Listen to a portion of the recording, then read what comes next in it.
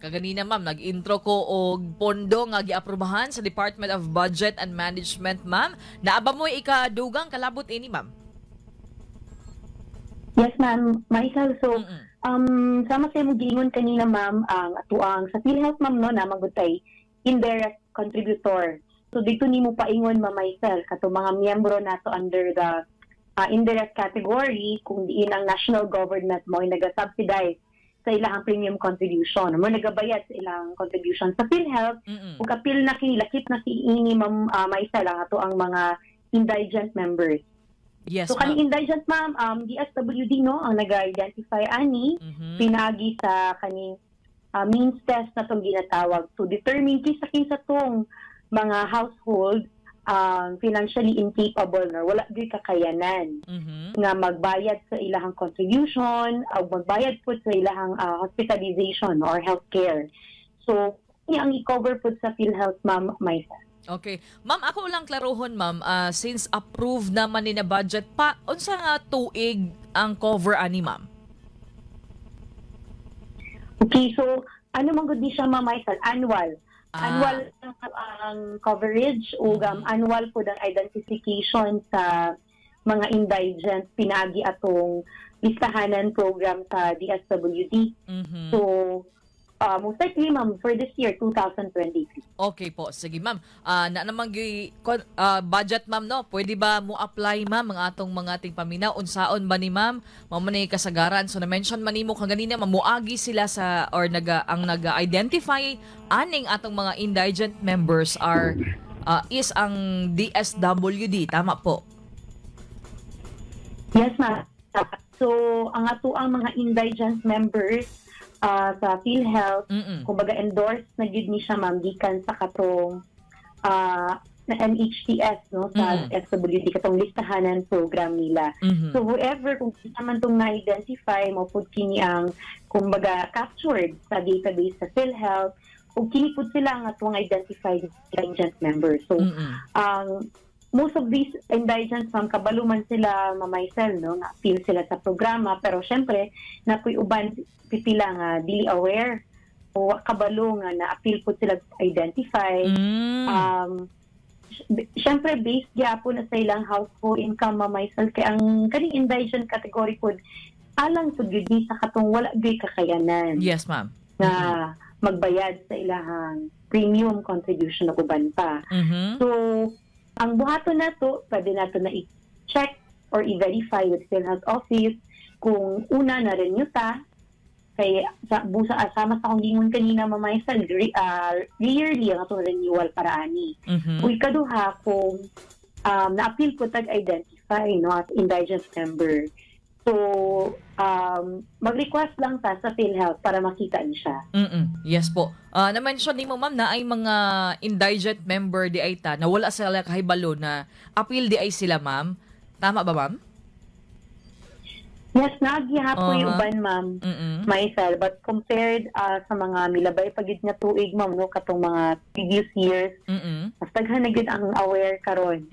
Or kabalo nga feel sila ani nga programa. Opo. Ma'am, nag-chat na ako ron, ma'am, nasindulan ako na iyang question murag few weeks ago. I think this is the time to ask this question, ma'am, no? Kanihi daw, ma'am, member siya sa PhilHealth as indigent member. Tapos nagkatrabaho siya, ma'am. So, na wala na daw siya, ma'am, as indigent member. Karon kay wa naman po daw siya itrabaho, ma'am, as in qualified gid daw siya aning giingon nato, ma'am, nga dili pa paigo ang income to support the family. Pwede ba siya, ma'am, makabalik dayon, ma'am, as indigent member, ma'am Clea? Okay, yes, ma'am, Maisel. So, for inana nga mga cases nga indigent, once magud ang indigent pagkatrabaho or aduna na siya losses income, at iyahang membership po sa PhilHealth, ma-update po na to employed.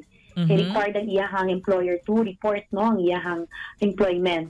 Now, ang may tabo, kung mahimutang from indigent, mahimutang to employed sector, employed member, yes, ma'am, pwede na siya mabalik as indigent member kung una, na-separate siya from employment or natanggal sa trabaho or nawala nagtrabaho. So, sama sa katong kaso niya, ma'am, we kaduha kung wala pa nag-expire ang portion sa yung coverage, which is 1 year.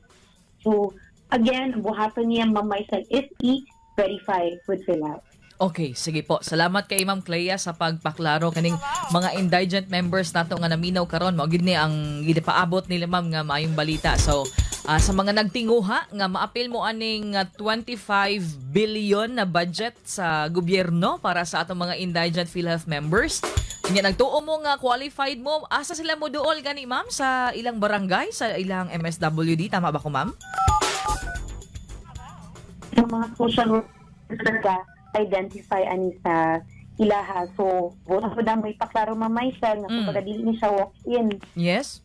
May apply dito sa PhilHealth office. Kaya doon naman gusto agian yun na has assessment sa DSWD. Sige po, ma'am. Si Ma'am Clea Guevara atong balikan alang sa mga pahinumdom karon sa PhilHealth, ma'am.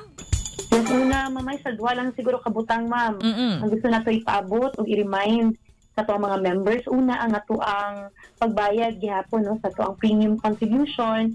So, alang sa katong bayad no, sa ilahang PhilHealth, doon na tayo pamaagi aside sa kaning mo sa opisina nato, pwede ta magbayad sa ito ang mga accredited collecting agents or mga bayad centers o pwede po sa online na mamaisan no, sa ito ang member portal. So, mag-login lang ta dito and naaduna na tayo option to pay our premium contribution.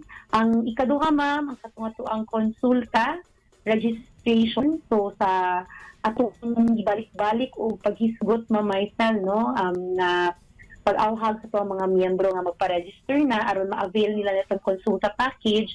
So, magpili sila sa konsulta provider nga mas maayo pinakaduol sa ilang lugar. E doon na tayo update, ma'am, na natay 87 sa buok accredited konsulta provider diri sa atuang region, no, diri sa region 11.